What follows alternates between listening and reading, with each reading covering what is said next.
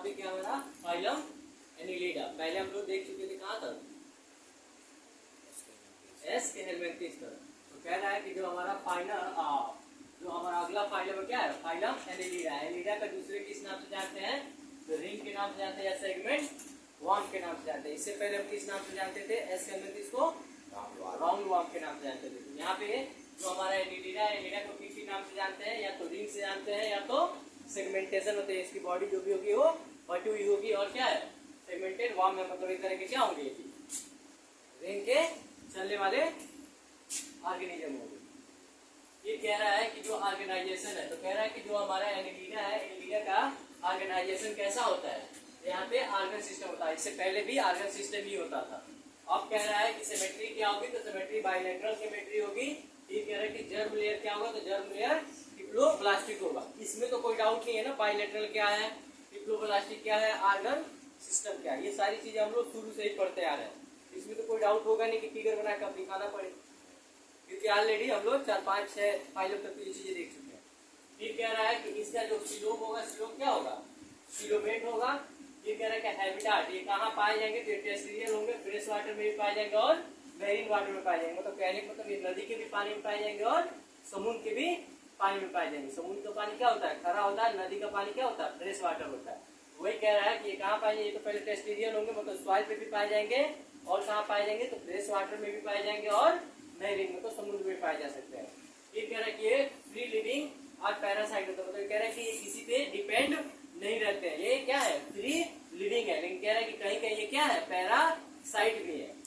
फिर कह रहा है कि डाइजेशन सिस्टम, हम जानते हैं कि पिछले में हमने देखा था एस कैलमेंटिस में हमारा डाइजेशन सिस्टम क्या था, वहाँ पे कंप्लीट था, तो यहाँ पे भी क्या रहेगा, कंप्लीट ही रहेगा। फिर कह रहा है कि रेस्पिरेटरी सिस्टम, रेस्पिरेटरी सिस्टम अब पहले बार आया ना, यहाँ पे पहले बार आया रेस्पिरेटरी सिस्टम, इससे पहले हमने नहीं देखा था। तो कह रहा है कि जो रेस्पिरेटरी सिस्टम होता है वो कैसा होता है, इसका कॉन्टिन्यूअस रेस्पिरेशन देखने को मिलता है। मतलब ये अपने इसके ये जो इसमें ऑर्गेनिज्म आएंगे वो अपने बॉडी का जो स्किन होता है उस पर क्या होते हैं, कॉन्टिन्यूअस एक स्पोर्ट पाए जाते हैं, उसके थ्रू ये अपना रेस्पिरेशन कर लेते हैं। जैसे कि आपने एग्जांपल में देखा होगा अर्थवर्म, अर्थवर्म में कोई ना हार्ट ये चीजें नहीं देखने को मिलती, लेकिन उसके ऊपर एक जगह होती है जिसको हम क्या बोलते हैं, क्यूटेनियस लेयर बोलते हैं। वो क्यूटेनियस लेयर से क्या करता है, अपना रेस्पिरेशन करता है। तो अर्थवर्म रेंग के चलता है ना, तो आपने देखा होगा जो माउथ पार्ट होता है, माउथ पार्ट के जस्ट बगल में जो देखते होंगे तो आप डार्क टाइप का दिखता है, बहुत ज्यादा डार्क होता है। वही डार्क पार्ट क्या होता है, इसका क्यूटेनियस लेयर होता है। वही से क्या करता है, वो अपना रेस्पिरेशन इजिली कर पाता है। फिर कह रहा है कि सम हैव ब्रैंकियोल और गिल्स एंड रेस्पिरेटरी, तो कह रहा है कि कुछ ऐसे भी इसमें ऑर्गेनिज्म होंगे जिनके पास क्या होगा, ब्रैंकियोल होगा, जिसको हम गिल्स के नाम से जानते हैं। जैसे मछलियों में जैसे गिल्स होता है, क्योंकि जो मैरीन और फ्रेश वाटर में रहते होंगे तो जाहिर सी बात है वो क्यूटेनियस लेयर से तो लेंगे नहीं, क्योंकि क्यूटेनियस लेयर से कब लेंगे, जब वो सॉइल पर रहेंगे। सॉइल पर कब रहेंगे, जब टेरेस्ट्रियल वाले होंगे। तो अर्थवर्म हमारा क्या होगा, सॉइल का ही होगा। लेकिन कह रहा है कि उसी में कुछ और भी होते हैं जो कहाँ रहते हैं, समुद्र में रहते हैं या तो फ्रेश वाटर नदी में पाए जाते हैं। वो जब अपना रेस्पिरेशन करेंगे तो वो किससे करेंगे, ब्रैंकियोल या गिल्स से करेंगे। भाई मछलियां भी तो साफ गिल्स से लेती है पानी में, ये भी क्या करेंगे, जो ब्रैंकियोल होंगे वो वहाँ पे गिल्स प्रेजेंट होगा, उससे वो अपना रेस्पिरेशन का काम चला लेंगे। फिर बाकी कह रहा है कि यहाँ पे कि सर्कुलेटरी सिस्टम, इनका सर्कुलेटरी सिस्टम यहाँ पे क्या होता है, क्लोज होता है, ओपन नहीं होता है। क्लोज का मतलब जानते हो क्या, बॉडी में सर्कुलेटरी सिस्टम चलेगा।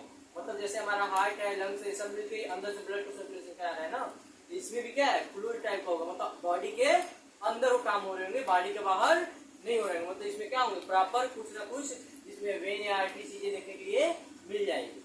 फिर कह रहा है कि इसके बाद से रिप्रोडक्शन, रिप्रोडक्शन क्या बोला है, इसमें सेक्सुअली देखने के लिए मिलेगा, मतलब एक सेक्सुअल प्रेजेंट नहीं होगा। याद रखिएगा, यहाँ पे कौन सा फाइलम है, एनिलिडा में रिप्रोडक्शन में ए सेक्सुअल देखने के लिए नहीं मिलता है। यहाँ पे कौन सा फॉर्म देखने को मिलता है, केवल और केवल सेक्सुअल देखने के लिए मिलता है। तो कह रहा है कि यहाँ पे एक नया वर्ड यूज किया है, देखो अर्थवर्म और लीच, मतलब जो केचुआ, अर्थवर्म मतलब क्या होता है, केचुआ, और लीच मतलब क्या होता है, जो पानी में पाई जाती है। तो कह रहा है कि जो अर्थवर्म होता है और लीच होता है, क्या होता है, ये मोनोसियस होता है, मतलब मेल और फीमेल एक ही बॉडी में पाए जाए। मोनोसियस का मतलब होता है कि मेल और फीमेल एक ही पाए। हमने इससे पहले भी देखा था हर्माफ्रोडाइट, याद है, तो हर्माफ्रोडाइट में भी क्या था, मेल और फीमेल एक ही बॉडी में पाया जाता था। मोनोसियस मतलब भी क्या होता है, एक एक ही बॉडी में मेल और फीमेल पाया जाए। फिर कह रहा है कि अगला किसी बोल रहा है कि कह रहा है कि जो नेरिस होता है, नेरिस आपने देखा होगा जो कुछ ऐसी दिखती है, ऐसे ऐसे से बहुत ज्यादा पैर निकला रहता है। आपने देखा कि नहीं इस टाइप का कोई कीड़ा? देखिए जो चलती है लगता है ट्रेन है, इतना मतलब इतना ज्यादा पैर रहता है। वही कह रहा है, उसी को क्या बोला है यहाँ पे? नेरिस बोला है। कह रहे हैं कि ये कैसी होती है? डायसियस होती है, मतलब मेल अलग होगा और फीमेल अलग होगी, मतलब दो बॉडी प्रेजेंट होगी। किसमें? नेरिस में। लेकिन अर्थवर्म और लीच में क्या होगा? ये मोनोसियस होंगे, मेल और फीमेल दोनों एक ही में पाए जाएंगे। फिर कह रहा है कि ये डेवलपमेंट कैसे करेंगे? तो डेवलपमेंट इनका इनडायरेक्ट होगा। जब इनडायरेक्ट होगा इसका मतलब क्या हुआ? कहीं ना कहीं इसमें लार्वा प्रेजेंट होगा। अगर लार्वा प्रेजेंट नहीं होता तो इसका डेवलपमेंट कैसा होता? डायरेक्ट होता। लेकिन इनडायरेक्ट लिख दिया तो इसका मतलब क्या हो गया? यहाँ पे लार्वा प्रेजेंट होगा, मतलब ये डायरेक्ट एडल्ट फॉर्म में या बेबी फॉर्म में नहीं जाएंगे, पहले लार्वल स्टेज में आएंगे। तब लार्वल स्टेज जब डेवलपमेंट करेगा तो बेबी बनेगा। यहाँ तक कोई दिक्कत है? नेरिस जो होता है डायसियस होती है, मतलब मेल और फीमेल। जैसे ये मान लो मेल है, ठीक है, और यही पे मैं एक और बना दूं,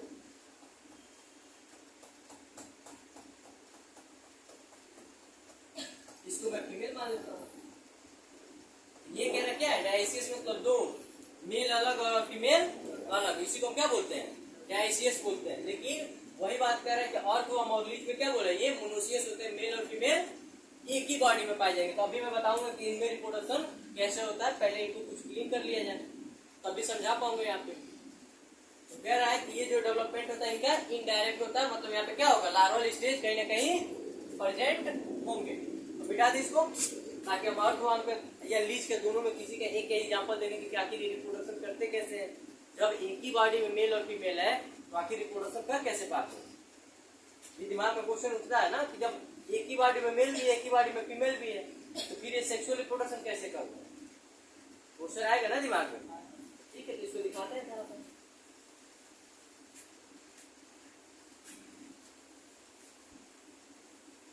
नेरिस वाला समझ गए हो ना क्या है? नेरिस में मतलब दो बॉडी होंगे। जैसे वुमेन में क्या होता है? मेल अलग होता है, फीमेल अलग होती है। वैसे ही नेरिस में भी क्या होगा? मेल अलग होगा और फीमेल अलग होगी। अब देखते हैं अर्थवर्म में क्या है। आपने एक देखा होगा इसे अर्थवर्म होता है कुछ?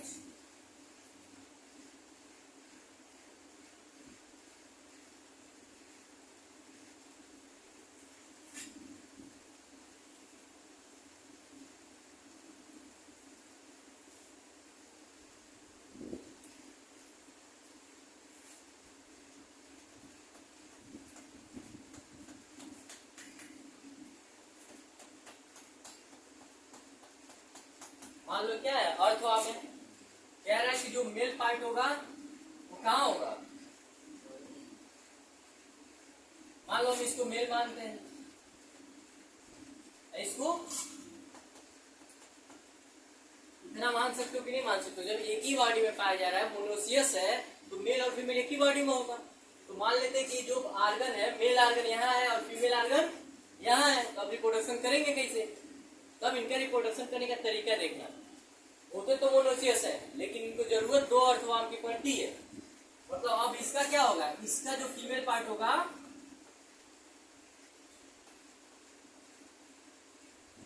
और इसका जो मेल पार्ट होगा, अब फीमेल, ये तो हमने देखा ये मेल पार्ट था, ये फीमेल पार्ट था। लेकिन एक और अर्थवर्म होगा जो क्या करेगा? अपने बॉडी को जस्ट अपोजिट करेगा, यानी फीमेल पार्ट मेल पार्ट के पास आ जाएगा और ये मेल पार्ट इस फीमेल पार्ट के पास आ जाएगा। अब ये इजीली रिप्रोडक्शन कर सकते हैं या नहीं कर सकते? समझ में आया? मतलब इसका भी काम चल गया और इसका भी काम चल गया, दोनों का फायदा हो गया। मतलब ये भी क्या हो गया? ये भी अपने बेबी को उत्पन्न करने में, मतलब सेक्सुअल रिप्रोडक्शन करके डेवलपमेंट कराने लगा और ये भी अपने बेबी को डेवलपमेंट कराने लगा। तो अब कह रहा है कि इसमें तो ओवरी कहाँ प्रेजेंट होगी? कहीं ना कहीं अर्थवर्म के बैक साइड में प्रेजेंट होगी। फिर यहाँ भी क्या होगा? यहाँ भी फीमेल है तो ओवरी कहीं यही होगी। अब क्या करेंगे? दोनों जब रिप्रोड्यूस कर जाएंगे, मतलब रिप्रोडक्शन कर लेंगे आपस में, तो फिर ये अपने रास्ते, ये अपने रास्ते। तो जब ये अपने रास्ते और ये अपने रास्ते, तो बाद में यही जो होता है ओवरी किस फॉर्म में कन्वर्ट हो जाता है? कोकून के फॉर्म में कन्वर्ट हो जाता है। कोकून का नाम सुने होगे, एक बैग लाइक स्ट्रक्चर होता है, ऐसे ओवरी के पास ऐसा कुकुन बन जाता है, यही लास्ट में क्या करेगा अर्थवर्म निकाल के छोड़ देता है। तो एक कुकुन से कम 15 से 20 अर्थवर्म प्रोड्यूस होते हैं। मतलब एक कुकुन से, मतलब एक थैली से 15 से 20 अर्थवर्म प्रोड्यूस होते हैं।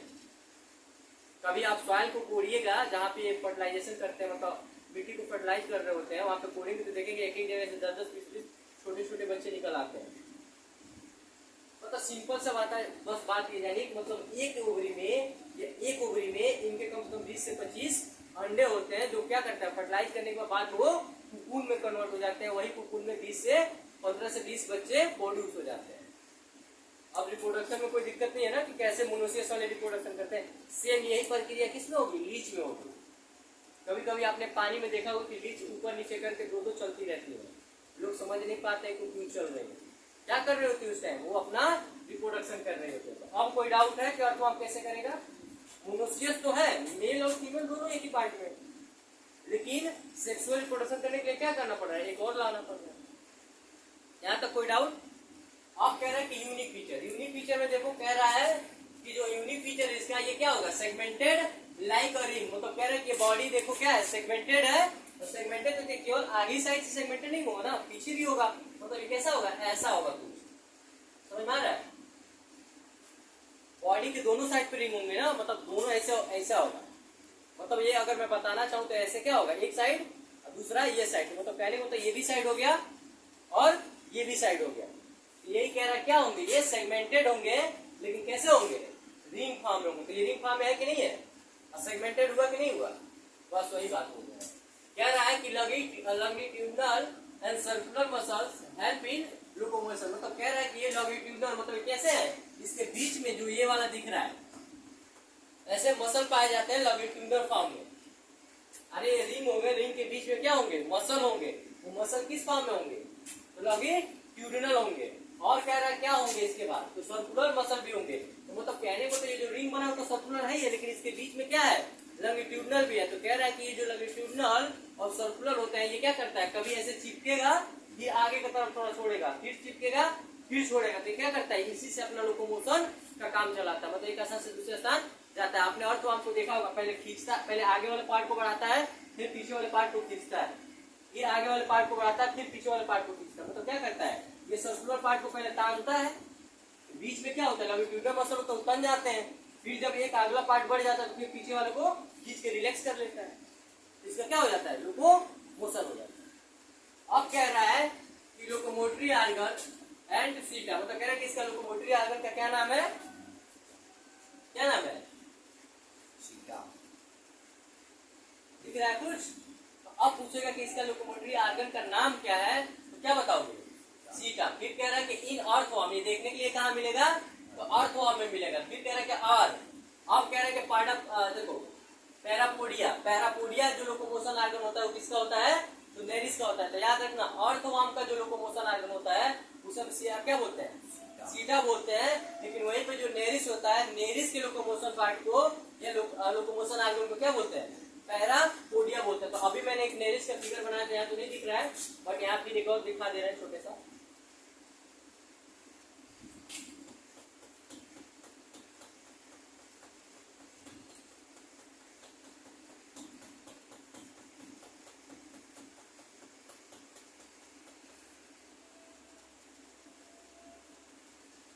ये कह रहा है कि इसका पैरापोडिया कौन है, ये मतलब बहुत सारे इसके अंदर पैर पाए जाते हैं, इसलिए इसका नाम क्या बोला गया है, पैरापोडिया।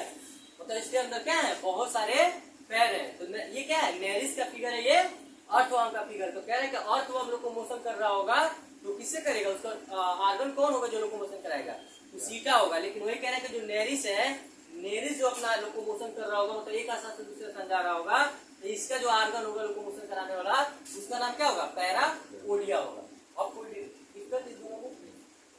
अगला देखो, कह रहा है कि एक्सट्रैक्टेड बाय द नेफ्रिडिया। मतलब कह रहा है कि अपना वेस्ट मटेरियल किससे निकालेंगे, ये जो अपना वेस्ट मटेरियल जहां से निकाल रहे हैं उसको हम क्या बोलते हैं, नेफ्रिडिया बोलते हैं। याद रहेगा, अपना जो बॉडी का वेस्ट मटेरियल पार्ट निकालते हैं उसी को हम क्या बोलते हैं, नेफ्रिडिया बोलते हैं। फिर कह रहा है कि पैरेट paired ganglia connected by the lateral nerves to the double ventral nerves cord. देखो क्या बोल रहा है, सिंपल सी बात है, तो इस बॉडी कुछ बोला नहीं है, बस ये बोल रहा है कि कह रहा है कि पेयर इसके पास, मतलब एक पेयर क्या होगा, गैंग्लिया होगा, जो कनेक्ट होगा किससे, लेटरल नर्व से। जो कह रहा है कि लेटरल नर्व से टू कहां कनेक्ट होगा, लेटरल नर्व से लेके कहां तक, डबल वेंट्रल नर्व कार्ड के पास। मतलब सिंपल सी बात बोलना चाहूँ, कह रहा है कि इसके पास दो पेयर, मतलब क्या होंगे, इसके पास पेयर में गैंग्लिया प्रेजेंट होंगे।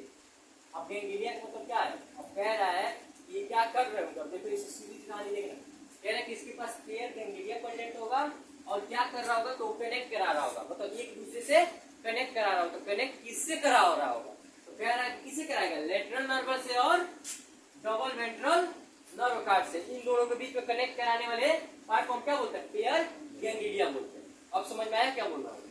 अब कह रहा है कि एग्जाम्पल देख लीजिए इसका कौन कौन सा है। एग्जाम्पल में क्या है, ऑर्थोआर्म है, ऑर्थोआर्म को साइंटिफिक नेम देख लीजिएगा। फिर कह रहा है कि लीच, लीच का भी साइंटिफिक नाम देख लीजिएगा। और कह रहा है नेरिस, नेरिस का भी साइंटिफिक नेम, तो देख लीजिए ऑर्थोआर्म का साइंटिफिक नेम क्या है, पेरेटिमा है, और लीच का साइंटिफिक नेम क्या है, हीरोडेनेरिया है, और कह रहा है कि नेरिस, नेरिस का साइंटिफिक नेम क्या है, सेंट वाम है। तो ये तो आपको हमेशा सेंट में तो देखते हैं, यहाँ तक कोई डाउट। अर्थवर्म तो सैंडी में दिखता है, लीच आपकी पानी में दिखती है। अब बोलिए अगर आप इस टॉपिक से कहीं और डाउट है तो बताइए, ये तो अगला देखते हैं।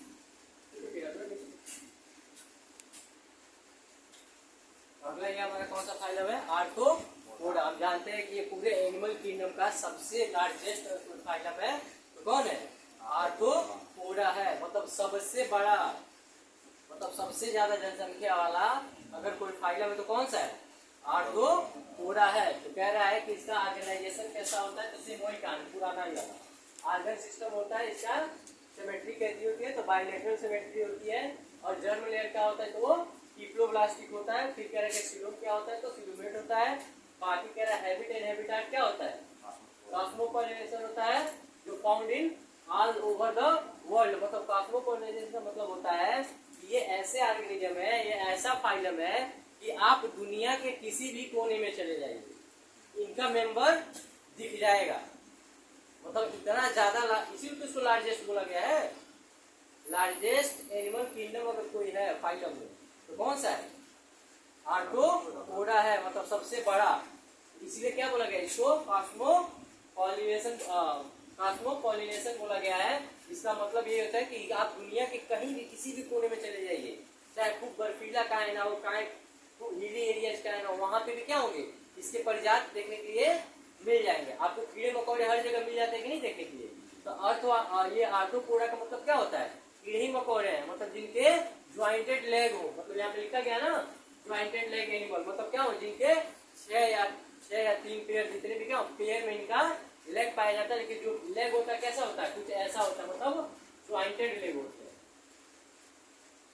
समझ में आ रहा है, ये क्या होता है, यहाँ पे भी ज्वाइंट होता है, फिर पता चलता है कि यहाँ भी ज्वाइंट है, ऐसे करके क्या होता है, इनका ज्वाइंटेड लेग पाया जाता है। तो कीड़े मकोड़े में लेग वैसा ही होता है, चींटी देखी होंगी, स्पाइडर मतलब मकड़ा देखी होंगी, और भी जैसे आपके अदर कीड़े मकोड़े होते हैं जो आपने काकरोच देखा ही होगा।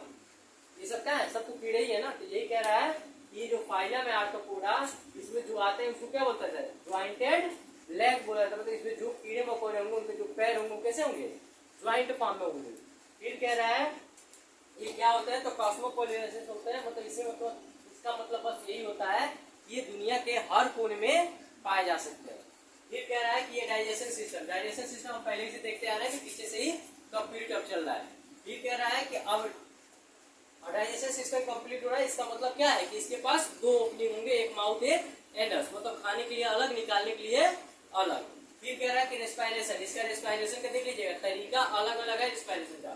कह रहा है कि इसका जो रेस्पिरेटरी ऑर्गन होता है, या तो गिल के थ्रू कर सकते हैं, या बुक गिल के थ्रू भी कर सकते हैं, या तो ट्रेचिस के थ्रू भी कर सकते हैं, या बुक लंग्स थ्रू भी कर सकते हैं। मतलब इनका रेस्पिरेशन करने का रास्ता कौन सा है, मतलब अलग अलग कीटों में अलग अलग प्रकार के रेस्पिरेटरी ऑर्गन देखने के लिए मिलता है। तो कह रहा है किसी में गिल्स के थ्रू हो रहा होगा, तो किसी में बुक गिल के थ्रू हो रहा होगा, तो किसी में ट्रेचिस के थ्रू हो रहा होगा, तो किसी में बुक लंग्स के थ्रू इनका रिस्पायरेशन हो रहा है, मतलब सांस लेने का प्रक्रिया चल रहा होगा। फिर कह रहा है कि सर्कुलेटरी सिस्टम, कह रहा है कि इनका ब्लड जो होता है सर्कुलेटरी सिस्टम क्या होता है, तो ये होता है ओपन टाइप, मतलब ये क्लोज टाइप नहीं होता। अभी इससे पहले हमने देखा था ना क्लोज था, लेकिन ये क्या है ओपन है, मतलब यहाँ वेन और आर्टरी प्रेजेंट नहीं होगी। हार्ट से डायरेक्ट क्या किया जाएगा, रक्त को प्रवाहित किया जा रहा होगा बॉडी में, मतलब कोई भी इसमें नलिकाएं होंगी ही नहीं। तो कह रहा है इसका कौन सा टाइप होगा, ओपन टाइप होगा, मतलब हार्ट से डायरेक्ट ब्लड निकलता होगा पूरे बॉडी में, पूरे बॉडी को सेल को भिगो देता होगा। और फिर जानते हैं कि इसके ऊपर पोर पाए जाते हैं, इंसेक्ट होते हैं, इंसेक्ट के ऊपर छोटे छोटे पोर पाए जाते हैं, उसी पोर के थ्रू क्या होता है ऑक्सीजन मतलब एयर एटमॉस्फेयर से अंदर जाता है। तो जब ये हार्ट पंप करता होगा तो पूरे सेल के पास पहुंचेगा, तो भाई उस पोर के पास भी तो हार्ट ब्लड पहुंचेगा।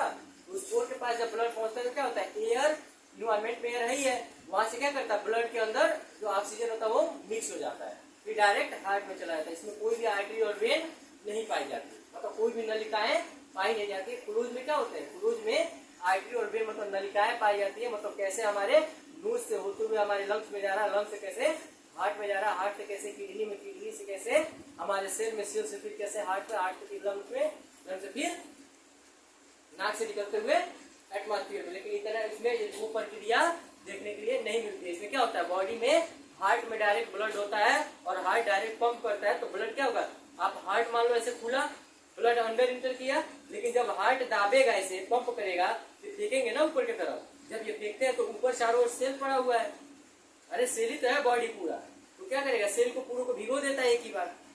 अरे अगर मैं पानी आपके शर्ट के ऊपर से डालू तो आप भीगेंगे कि नहीं भीगेंगे, वाटर को मैं दाबूंगा तो पानी निकलेगा प्रेशर से, तो आप भीगेंगे कि नहीं भीगेंगे। सेम पानी वैसा भी है, हार्ट कैसा होता है, बाटल एक तरह का बाटल ही तो है, स्टोर हो रहा है ब्लड, उसमें ब्लड जब स्टोर होता है तो फिर पंप होने का मतलब क्या होता है, जो हार्ट है उसमें क्या पड़ता है प्रेशर, जब प्रेशर पड़ता है तो बाइक ब्लड को ऊपर की तरफ फेंकता है, तो जब फेंकता है तो क्या होता है जितने भी सेल हैं सब भीग जाते हैं आसपास वाले, और उसके बॉडी के ऊपर पोर पाया जाता है, उसी पोर से एयर इंटर कर जाता है, ब्लड में मिक्स हो जाता है। उसके बाद से क्या होता है, इसका रिस्पायरेशन कंप्लीट हो जाता है। तो इसका जो रिस्पायरेशन का तरीका क्या है, ओपन टाइप है, इसमें कोई भी आर्टरी और वेन प्रेजेंट नहीं है। अब कह रहा है कि इसका जो ब्लड होगा, देखो blood pump by the heart into the body cavity, वही बात मैं बोला हूँ कि मतलब इनमें कोई आर्टरी और वेन प्रेजेंट नहीं होगा। जब क्या करेगा, हार्ट जब ब्लड को पंप करेगा तो वो हार्ट से कहाँ पहुंचेंगे, बॉडी कैविटी में ब्लड पहुंच जाएगा। फिर जब हम जानते हैं कि किसी चीज को अगर चिपका हुआ है, आप उसको खोलेंगे तो क्या करेगा, अपनी तरफ खींचेगा ना, जब खींचता है तो ब्लड जो ऊपर गया होता है तो फिर वो अंदर आ जाता है। अब समझ में आया क्या बोला। अब कह रहा है कि इसका रिप्रोडक्शन कैसे होता है, तो इसका देखो रिप्रोडक्शन में पहले बोला ये कैसे होता है, डायसियस होता है, मतलब मेल और फीमेल अलग अलग पार्ट में पाए जाएंगे, मतलब एक बॉडी में नहीं पाए जाएंगे। एक बॉडी में कब पाए जाएंगे, या तो हर्माफ्रोडाइट हो या तो मोनोसियस हो। लेकिन अगर डायोसिस बोल रहा है या पेयर बोल रहा है तो क्या होंगे, ये अलग अलग पार्ट में पाए जाएंगे। तो यही क्या बोल रहा है, डायोसिस बोला मतलब मेल अलग और फीमेल अलग पार्ट में पाया जाएगा। फिर कह रहा है कि यूजुअली इंटरनल फर्टिलाइजेशन, मतलब कह रहा है कि इसका जो फर्टिलाइजेशन होगा ये इसके बॉडी के इनसाइड होगा, बाहर नहीं होगा। समझ में आ रहा है क्या बोला, अंदर और बाहर, मतलब इसके बॉडी के अंदर ही बेबी पैदा होंगे, चाहे जो भी हो ना उसी में डेवलपमेंट होगा, चाहे एक हो चाहे जो भी हो, ये बाहर नहीं करेंगे। फिर कह रहा है कि मोस्टली इसमें क्या होंगे, ओविपेरस होंगे, मतलब ज्यादातर ऐसे इसमें ऑर्गेनिज्म आएंगे जो अंडे देते होंगे। समझ में आ रहा है, ज्यादातर ऑर्गेनिज्म, ये याद रखिएगा, मोस्टली जो लग रहा है इसी को याद रखना है, मोस्टली लिखा है तो याद रखिएगा, मोस्टली इसमें जो ऑर्गेनिज्म आएंगे किसमें आएंगे, ओविपेरस। ओविपेरस हम किसको बोलते हैं, जो अंडा देते हैं। इसके ज्यादातर मेंबर क्या होंगे, ओविपेरस होंगे, जो अंडा दे रहे होंगे। ये कर रहा है इसमें बेबी पेरस का बात, हाँ मतलब कुछ बचे होंगे तो बेबी पेरस में जाएंगे, लेकिन मोस्टली क्या होंगे इसके ओविपेरस होंगे। लेकिन सम क्या हो सकता है, बेबी पेरस हो सकता है। फिर कह रहा है कि इसका डेवलपमेंट क्या होगा, तो डायरेक्ट भी हो सकता है और इनडायरेक्ट भी हो सकता है। मतलब कहने का मतलब इसमें लार्वल स्टेज, कुछ में लार्वल स्टेज भी देखने को मिल सकता है तो कुछ में नहीं भी देखने को मिल सकता है। फिर कह रहा है कि इसका यूनिक फीचर क्या है, तो यूनिक फीचर में पहला ही है कि इसका जो पैर होगा कैसा होगा, जॉइंटेड अपेंडेज होगा, मतलब उसका पैर जो होंगे वो छोटे छोटे भाग में जुड़े हुए होंगे। ये कह रहा है कि बॉडी है ग्रिड रीजन, इसके जो भी बॉडी होगा, इंसेक्ट जो भी होगा उस इंसेक्ट का 3 रीजन होगा, उसको बॉडी को 3 भाग में बांटा गया है। पहला क्या है, हेड, बीच वाले को क्या बोलते हैं थोरैसिक, और सबसे पीछे वाले को एब्डोमेन। अब याद रहेगा ना, आगे वाले का हेड, बीच वाले को थोरैक्स और सबसे पीछे वाले को एब्डोमेन। मतलब एक कीड़ा उठाइएगा, आगे हेड, बीच में थोरैक्स, पीछे एब्डोमेन, बस कहानी यही होगा। फिर कह रहा है कि बॉडी ऑफ कवर्ड बाई, मतलब कह रहा है कि इसका जो शैवाल होगा किस चीज का बना होगा, काइटिन का क्यूटिनियस लेयर का बना होगा। मतलब इसकी जो शैवाल बने होते हैं इंसेक्ट के, वो किसके बने होते हैं, काइटिन के बने होते हैं। इसे आप काइटिन की एक जगह और हमने बताया था कि काइटिन का शैवाल और कहाँ देखने को मिलता है, फंजाई यानी फंगस में। तो फंगस का भी शैवाल किसका बना होता है, काइटिन का ही बना होता है। और आर्थ्रोपोडा के मेंबर का जितने भी होते हैं इंसेक्ट के भी आउटर कवरिंग किसकी बनी होती है, तो काइटिन की ही बनी होती है। अब याद रहेगा दोनों चीज। अब कह रहा है कि ये एक्सोस्केलेटन होता है, जो काइटिनियस क्यूटिकल होता है ये एक्सोस्केलेटन होता है, मतलब जो इंसेक्ट होता है इंसेक्ट के ऊपर वाला बॉडी पार्ट जो होता है वो किसका बना होता है, काइटिनियस क्यूटिकल का बना होता है। इसी को क्या बोलते हैं, एक्सोस्केलेटन बोलते हैं। फिर बोला कि सेक्रेशन, सेक्रेशन कैसे करता है ये, मल्पीजियन ट्यूब्यूल से करता है। मतलब जो ये सेक्रेशन करता है अपने बॉडी का वेस्टेज मटेरियल निकालता है। जैसे होता है ना कि कुछ खाए तो भाई वेस्ट मटेरियल निकलना ही है, वही कह रहे हैं कि जो वेस्ट मटेरियल अपने बॉडी से निकालता है वो किसी से निकालता है, मल्पीजियन ट्यूब्यूल से निकालता है। फिर कह रहा है कि इसका सेंसरी ऑर्गन, कह रहा है कि कुछ इंसेक्ट है तो भाई कैसे पता चल जाता है। जैसे हम अपने घरों में कहीं चीनी रख देते हैं तो हम तो चीटी को बता के रखते नहीं है कि हम चीनी यहाँ रखते हैं, लेकिन फिर भी चीटी पहुंच जाती है ना वहाँ पे। तो कह रहा है कि इनके अंदर क्या पाया जाता है, सेंसरी ऑर्गन पाया जाता है, मतलब सेंस करने की कैपेसिटी होता है। तो कह रहे हैं कि सेंस करने के लिए कौन कौन सा ऑर्गन होता है, तो एंटीना होता है, चीटियों के अंदर एंटीना ही होता है। और कह रहे हैं कि compound and simple I, compound और सिंपल आई कहाँ देखने को मिलता है, कंपाउंड आई कहाँ मिलेगा, काकरोच में, अदर इंसेक्ट में सिंपल आई देखने को मिल जाता है। फिर कह रहा है कि ये बताओ